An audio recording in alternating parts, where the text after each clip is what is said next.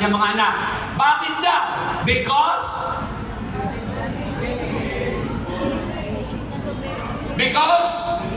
you did not obey the voice of the Lord your God, His commandments and His statutes that He commanded you. Ang Deuteronomy chapter 28, nagsimula, puro blessing. Tapos ang sabi, magiging curse siya.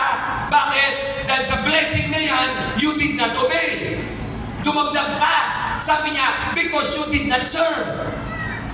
Maraming iba, nagpe-pray yumaman. Nung yumaman, wala na sa church.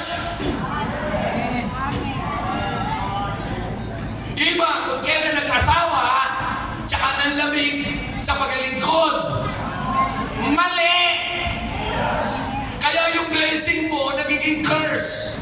Yung blessing mo, nagiging burden in the negative sense. Tapos sabi niya, because you did not serve, because you did not obey. Ano daw? Because you did not serve the Lord your God with joyfulness and gladness of heart. Ayun!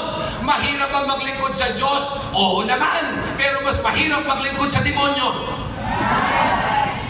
Mga leaders and workers nando sa ating anniversary,